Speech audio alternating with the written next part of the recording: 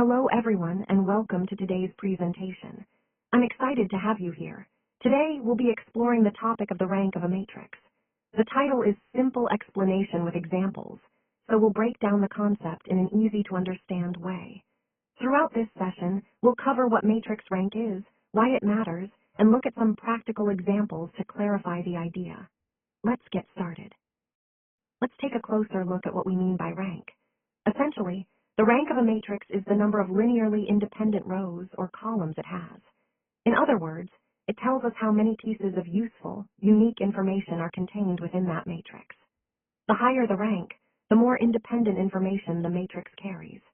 This concept is really important because it helps us understand the underlying structure of the data or the system we're analyzing.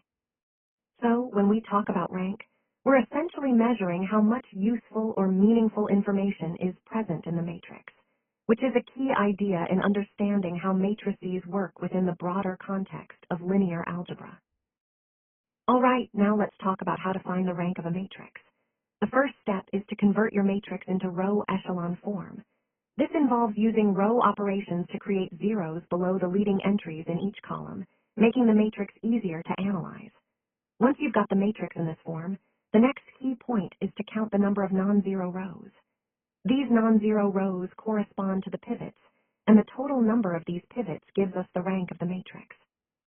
Remember, the rank essentially tells us the maximum number of linearly independent rows or columns in the matrix, which is crucial for understanding the solutions to systems of equations. So, converting to row echelon form and counting the non-zero rows are fundamental steps in determining the matrix's rank efficiently. All right, let's take a closer look at this matrix. We see that it's a 3 by 3 matrix with these values. 1, 2, 3 in the first row, 2, 4, 6 in the second, and 1, 1, 1 in the third.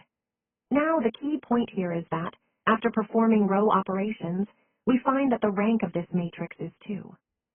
This means that, despite having 3 rows, the matrix doesn't have 3 linearly independent rows. Instead, only 2 of them are independent, and the third can be expressed as a combination of the others. Understanding the rank helps us determine the dimension of the column space and the solutions to the system associated with this matrix. It ties into the broader theme of analyzing linear systems and understanding the underlying structure of matrices. So, in this example, the crucial takeaway is how row operations reveal the true rank, which in this case is 2. This insight is fundamental when we're solving systems or exploring the properties of matrices. Now let's look at this example with matrix B, which is shown here as 1, 0, 1, 2, 1, 3, 3, 1, 4. After performing row operations to reduce it to its row echelon form, we find that the rank of this matrix is 2.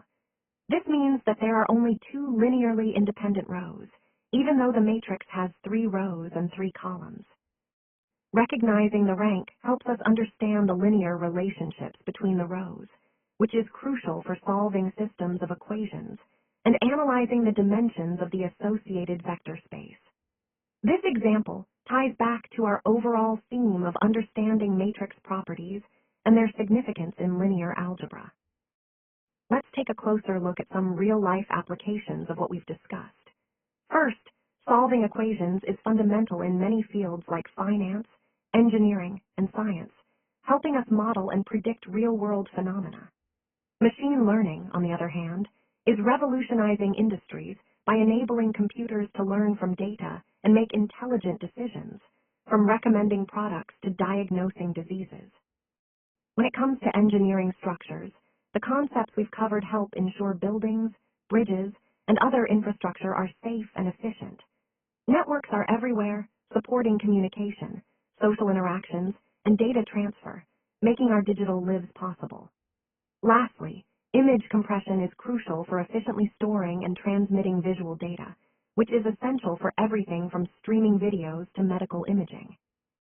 These examples really highlight how the principles we've explored are integrated into many aspects of our daily lives and industries. Let's take a look at this simple example, the matrix 1, 2, 2, 4. Now, when we examine its rank, we see that it is 1. This makes sense because the second row is actually just twice the first row. In other words, the second row doesn't add any new information. It's linearly dependent on the first. This example highlights an important concept. Even though we have two rows, if one is a multiple of the other, the rank remains at 1. It shows us how linear dependence affects the rank, which is a fundamental idea when analyzing matrices for their independent information. Recognizing such relationships helps us understand the structure of the matrix and simplifies many calculations down the line. For more PPTs or videos, ask anytime. Thank you all for your attention and engagement throughout this presentation. If you're interested in additional resources or want to explore the topics further, don't hesitate to reach out. Remember, continuous learning is key, and we're here to support that journey. Thank you once again for your time, and I look forward to connecting with you soon.